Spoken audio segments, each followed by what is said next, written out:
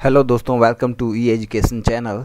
आज हम second class करेंगे। हम अभी जीएस का क्लास कर रहे हैं। जीएस जनरल साइंस में हम फिजिक्स का भौतिकी का क्लास ले रहे हैं। और ये रिकमेंडेशन था कुछ व्यूवर्स के द्वारा कि रेलवे का जो ग्रुप डी और एनटीपीसी से रिलेटेड क्वेश्चंस हैं उसको कराइए। तो मैं जीएस का क्वेश्चन स्टार्ट किया हूँ कराना, राइट, प्रीवियस ईयर का। और हमने एक क्लास कर लिया है, तो आज हम सेकेंड क्लास करेंगे दोस्तों। हम कल आई थिंक 49 क्वेश्चन कर चुके थे, तो आज हम आगे करेंगे। तो उससे पहले दोस्तों, अगर आप ई एजुकेशन चैनल पर नए हो तो ई एजुकेशन चैनल को सब्सक्राइब कर दीजिए, बेल आइकन बटन प्रेस कर दीजिए और जो है इस वीडियो को शेयर कीजिएगा दोस्तों के साथ। और जो है अभी जो है लॉकडाउन की वजह से आपको गवर्नमेंट जॉब जो रिक्रूटमेंट होता था वो अभी बंद हो चुका है, सारे ऑफिस बंद हैं, दैट्स वाई नहीं आ रहा है अभी। बट जैसे ही ओपन होगा सारा कुछ तो आपको गवर्नमेंट जॉब से रिलेटेड नोटिफिकेशन आ जाएगा। पैन इंडिया बेसिस पे कोई भी गवर्नमेंट जॉब है ई एजुकेशन चैनल आपको प्रोवाइड कराती रहती है हमेशा के लिए। तो अभी नहीं हो पा रहा है बिकॉज ऑफ ये रीजन है लॉकडाउन। तो अभी हम क्लास कर रहे हैं जो प्रीवियस ईयर का। तो चलिए हम क्लास आज स्टार्ट करते हैं। नेक्स्ट है ना, आगे देखिए, कल हमने किया हुआ था, कल 23 क्वेश्चन किया था हमने, राइट। 23 क्वेश्चन किया था। आप आरआरबी ग्रुप डी एनटीपीसी में जाके, है ना, ई एजुकेशन पे उसका प्लेलिस्ट बना हुआ है, वहाँ आपको प्रीवियस ईयर का क्लास मिल जाएगा, राइट। तो चलिए हम देखते हैं, इसको सॉल्व करते हैं। इसमें देखिए चुंबकीय वाहक बल, है ना, मैग्नेटिक मोटिव फोर्स क्या होता है, मैग्नेटिक मोटिव चुंबकीय वाहक बल क्या होता है। पहले ये समझिए, जो चुंबक होता है डेली लाइफ में, जो हम चुंबक यूज करते हैं, चाहे वो स्पीकर में होता है चुंबक समझने के लिए, तो उसको क्या होता है कि चुंबक के कारण जो वस्तु है ना मूव करती है उसको खींच लेती है। कोई लोहा होता है या कुछ भी होता है उसको खींच लेती है, राइट। तो जो जिस बल से वो खींचती है उसी को बोलते हैं चुंबकीय बल, चुंबकीय मोटिव बल, वाहक बल, राइट। उसी को बोलते हैं चुंबकीय मैग्नेटो मोटिव फोर्स। जो चुंबक द्वारा किसी भी लोहा या किसी और मतलब अयस्क को वो खींच लेती है अपनी तरफ, वही होता है चुंबकीय बल। तो यहाँ कहा जाता है इसका मात्रक क्या है, इसको कैसे मापा जाता है, राइट। तो इसका आंसर है दोस्तों सी, ठीक है, इसका आंसर है सी। हम देखते हैं इसको,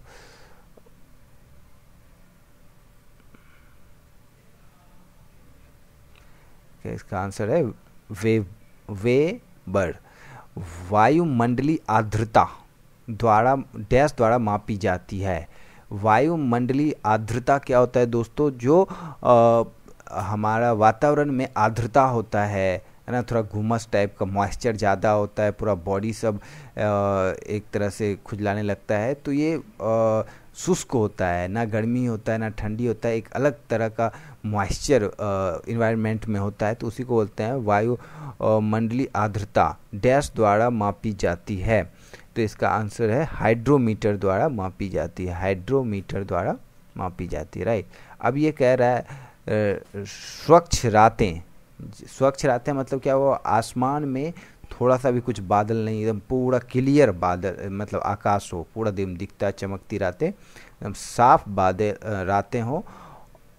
बादल छाई हुई रातों की तुलना में किस कारण ज़्यादा ठंडी होती है। मतलब बादल वाली रात है ना, रात में पूरा आसमान में बादल छाया हो, और स्वच्छ रातें हैं जिन्हें बिना बादल के वो रात हो, तो स्वच्छ रातें ज़्यादा ठंडी क्यों होती है, क्योंकि विकिरण के कारण, राइट। अब विकिरण क्यों होती है, विकिरण के कारण क्यों होती है रातें ठंडी, तो इसको ऐसे समझते हैं जैसे कि दिन भर सनलाइट पड़ा है ना धरती पे, तो क्या हुआ कि पूरा एनर्जी जो है, धूप का लाइट जो है, वो उष्मा जो है पृथ्वी ने गेन किया, एब्जॉर्ब किया, तो धरती गर्म हो गया। अब शाम को क्या होता है कि जब सूरज अस्त हो जाता है, देन वो जो अब तो एनर्जी आना बंद हो गया, तो अब क्या होता है, धरती जो है वो जो हीट हो, ताप जो है वो रिलीज करती है ना वायु वातावरण में। तो वो शाम को देखेंगे जब आप छत पे जाते हो, तो छत पे जाने के बाद अगर आप पानी डालोगे तो देखते हैं कितना हीट निकलता है छत पर से, तो वही एनर्जी वो रिलीज करता है, ठीक है। तो वही जब रात में जब धरती एनर्जी रिलीज कर रही होती है, हीट जो है उष्मा रिलीज कर रही होती है, छोड़ रही होती है ऊपर, तो उसमें क्या होता है वातावरण में, तो वो अगर बादल होगा तो पूरा कवर हो जाएगा, तो वो मतलब फैल नहीं पाएगा वातावरण में, तो बादल उसको रोक लेगा, तो वो ऊष्मा जो है वो धरती के वातावरण में ही रह जाता है, जिसके कारण ज़्यादा गर्मी होती है। अगर वो बादल नहीं हो आसमान में तो फिर क्या होता है कि उसका जो हीट है वो अच्छी तरह से चारों तरफ फैल जाता है आसमान में, और ठंड रात होती है एज कम्पेयर टू बादल वाली रातों में, स्वच्छ रातें। समझिए दोस्तों, ये होता है। यदि एक पिंड का वेग दोगुनी किया जाए, है ना, कोई भी वस्तु है उसकी वेलोसिटी को काफ़ी तेज़ी से हम जो है उसको डबल कर दिया जाए, जैसे कि 25 मीटर पर सेकेंड स्क्वायर के रफ्तार से वो मूव कर रही है, उसको हम फेंक रहे हैं, उसकी गति इतनी है,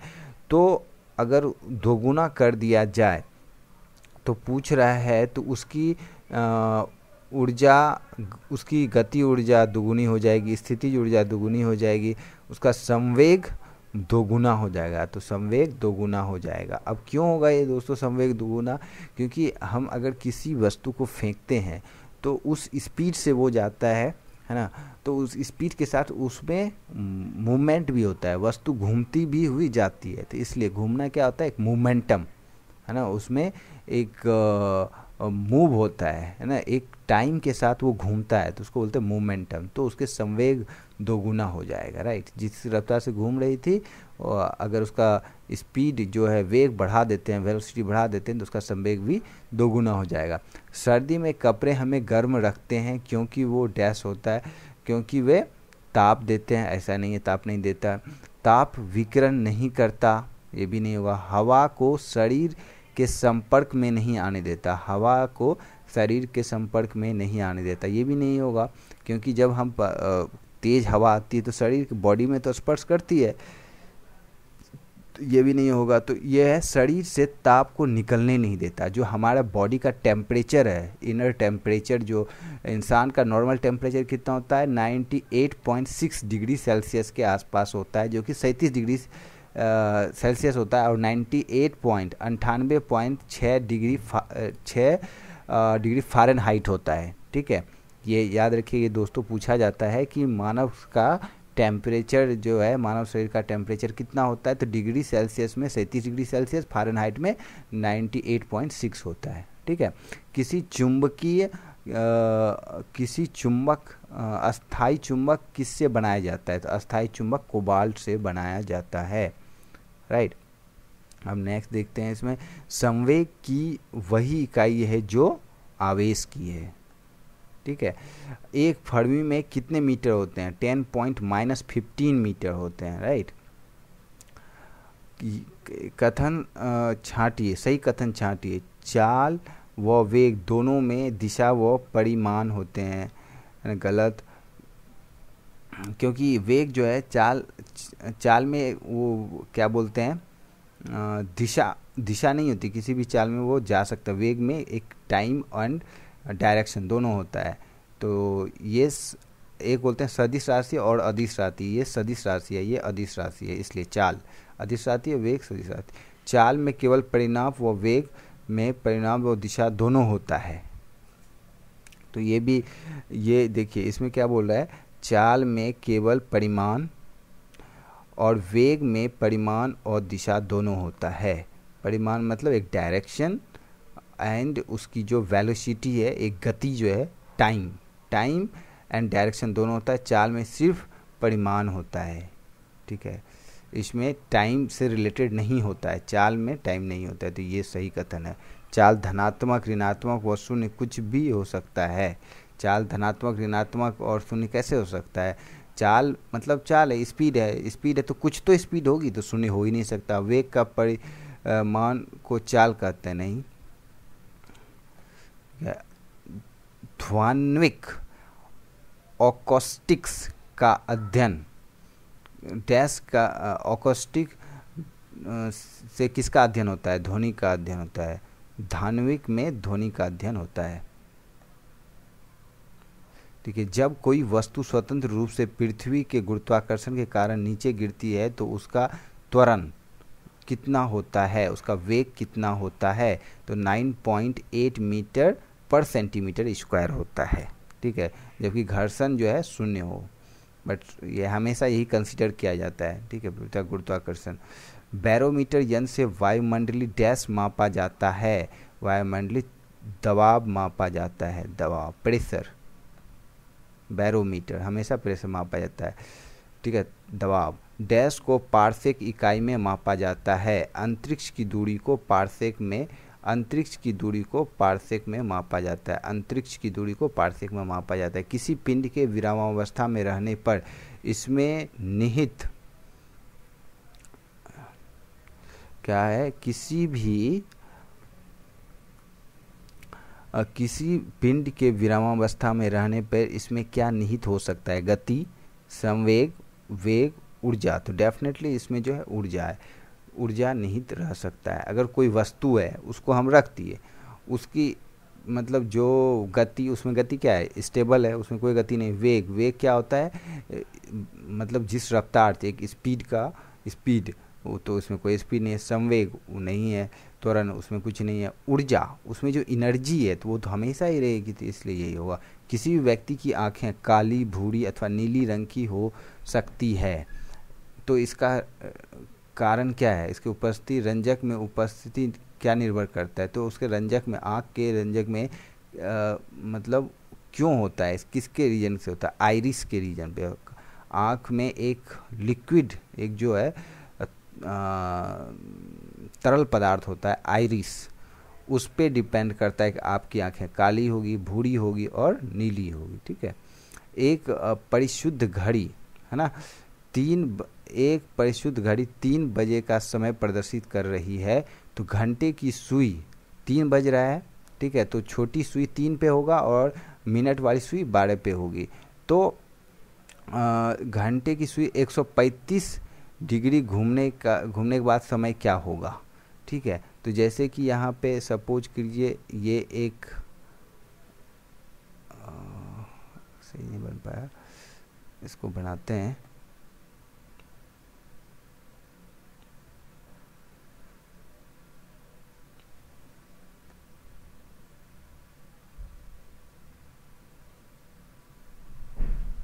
मान लीजिए कि ये एक वॉच है, ठीक है, घड़ी है, यहाँ पे 3 बज गए, यहाँ पे 9 बज गए, यहाँ पे 12 बज गए और यहाँ पे 6 बज गए, और ये 7 और ये आपका 5, 4 और ये 3, ठीक है। तो यहाँ पे है हमारा, है ना, यहाँ पे है सिग्नल, ठीक है ना, ये मिनट की घड़ी है, ये छोटी घड़ी है। यहाँ से हम यहाँ पे आएंगे तो 1 घंटा में जो है छोटी सुई जो है वो 30 मिनट कवर करती है, ये याद रखिएगा। 30 मिनट जो छोटी घड़ी होती है घंटे वाली, वो 1 घंटे में, जैसे 3 से 4 बजे तो ये 30 मिनट का कवर करती है।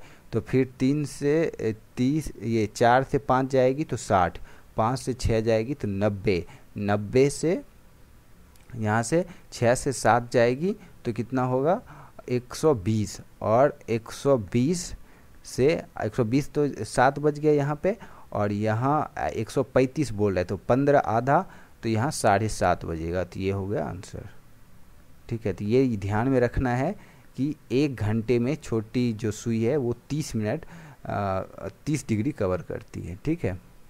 यदि एक पिंड को जमीन से एक निश्चित ऊंचाई से गिराया जाए, मतलब एक किसी लेवल पे, सपोज करो किसी टेरिस से, है ना, एक निश्चित ऊंचाई से गिराया जाए, तो यह जमीन से आधी ऊंचाई पर होगा, यह जमीन से आधी ऊंचाई पर होगा।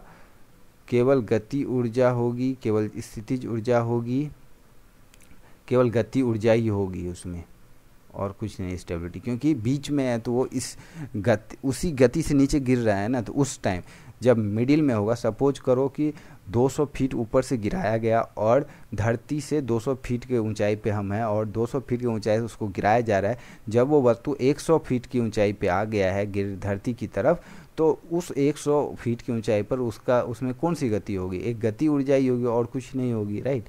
एक व्यक्ति कृत्रिम उपग्रह से भारहीनता का अनुभव करता है ना, जब एक सैटेलाइट जब हम छोड़ते हैं अंतरिक्ष में, जब मानव के साथ सैटेलाइट जाता है, तो उसको क्या पृथ्वी के कारण लगा आकर्षण बल वो उसको कुछ ग्रेविटी फील नहीं होता है। जब वो अंतरिक्ष में उस सैटेलाइट में होता है तो उसको कोई भी लगता नहीं कि वेट है, भारहीन लगता है, क्योंकि पृथ्वी के कारण लगा आकर्षण बल जो है वो क्या हो जाता है, अभिकेंद्र बल के बराबर हो जाता है, एक सेंट्रल बल के बराबर हो जाता है, बैलेंस हो जाता है ग्रेविटेशनल फोर्स।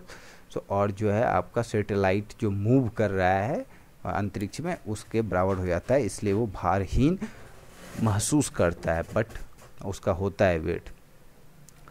ब्लॉटिंग पेपर द्वारा स्याही के अवशेषण का कारण है। एक होता है ना, मतलब इंक एब्जॉर्बर है ना, एक पेपर आता है उसको बोलते हैं ब्लॉटिंग पेपर है ना। तो ये क्यों होता है ना, द्वारा अवशोषण का कारण क्या है, वो क्यों अवशोषित कर लेता है, ठीक है, ये कोशिका क्रिया के गुण के कारण है ना। उसकी जो सेल्स होते हैं, जो वो पेपर उस तरह का होता है जिसके कारण वो एब्जॉर्ब कर लेता है, राइट। अब देखिए, धातुएं विद्युत की अच्छी चालक होती हैं क्योंकि वो मूल्यवान होती हैं, गलत। अयस्क से बनी होती हैं, गलत।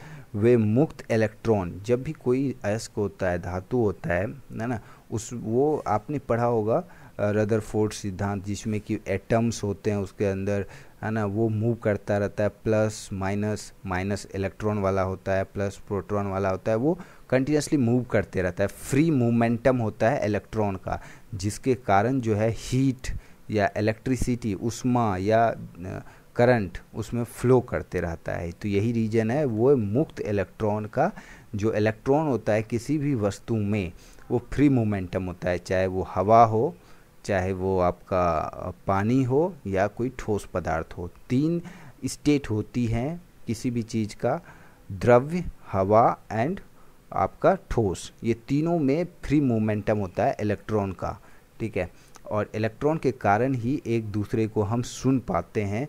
हवा में जब हम कुछ बोलते हैं तो वहाँ तक पहुँचने में वो इलेक्ट्रॉन हेल्प करता है, जो हमारे बोलने की जो बोलते जो हैं वो शब्द को वो इलेक्ट्रॉन कैरी करके दूसरे तक पहुँचाता है, राइट।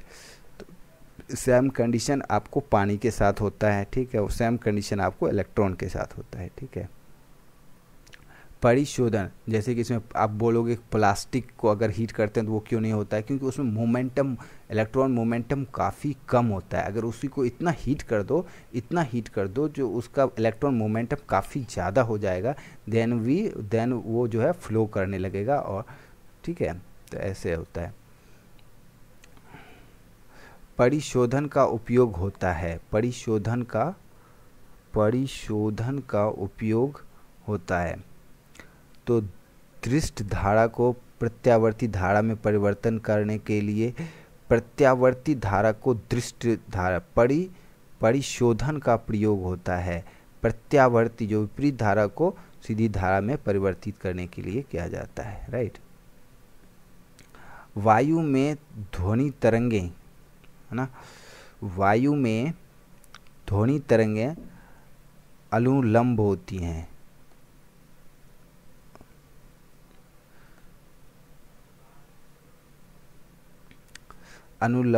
हैं, मतलब उस जो वायु में जो ध्वनि की तरंगें होती हैं वो परपेंडिकुलर एक डायरेक्शन में जाती है, एकदम सीधी जाती हैं, राइट। टायर का खोज किसने किया, डनलप ने किया, टायर का खोज, राइट, डनलप ने किया। और उसके बाद सापेक्षता का सिद्धांत किसने प्रतिपादित किया, आइंस्टाइन ने, ठीक है।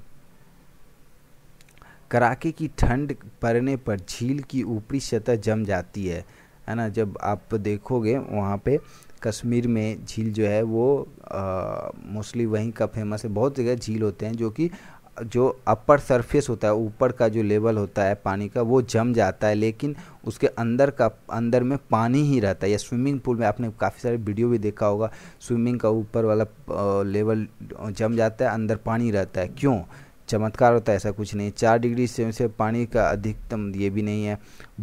बर्फ उष्मा का कुचालक होता है, ये होता है। अब ये कैसे होता है? देखिए, अपर सरफेस है तो एक आप ठंडे में भी जाओगे नदी में नहाने, तो अगर आप थोड़ा सा पहले और अंदर जाओगे, अंदर वाला पानी देखिएगा आपको गर्म रहता है, राइट, और ऊपर वाला काफ़ी ठंडा रहता है, क्योंकि वो जो बाहर का टेम्परेचर है ना, वातावरण का टेम्परेचर 4 डिग्री, 3 डिग्री, 2 डिग्री पे पहुंच जाता है, 0 डिग्री पहुंच जाता है, जिसके कारण ऊपर का टेम्परेचर जो है, ऊपर का सरफेस जो है पानी का वो जम जाता है, और अंदर का टेम्परेचर जो होता है वो 0 डिग्री से ज़्यादा होता है, क्योंकि वो वातावरण से कोई भी उसका स्पर्श नहीं होता है। वातावरण से सिर्फ अपर सरफेस, जो ऊपरी भाग है पानी का, वही टच करता है, जिसके कारण ऊपर वाला जम जाता है और अंदर वाला पानी ही रहता है।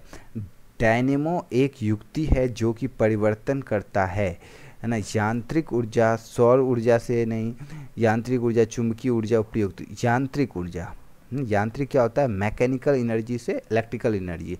तो जनरेटर को जब हम चलाते हैं, डायनेमो को जो हम चलाते हैं, तो वो चलता है पेट्रोल से या डीजल डालते हैं तो वो चलता है, एंड देन फिर वो करंट प्रोड्यूस करता है, और राइट, तो डायनेमो का यही यूज़ है। तो राइट दोस्तों, आज इतना ही करते हैं, लंबा वीडियो हो जाएगा, एक एक डेली करते जा रहे हैं, एक एक सेशन। तो दोस्तों पसंद आए तो इसको लाइक कीजिए एंड दोस्तों के साथ शेयर कीजिए। ई एजुकेशन चैनल सब्सक्राइब कर दीजिए, बेल आइकन बटन प्रेस कर दीजिए। Thank you for watching this video. आपको इस तरह के और मिलते रहेंगे वीडियो। आप कमेंट कीजिए, कुछ और चाहिए तो हम आपको उसमें प्रोवाइड करेंगे। Thank you for watching this video. All the best for your exam.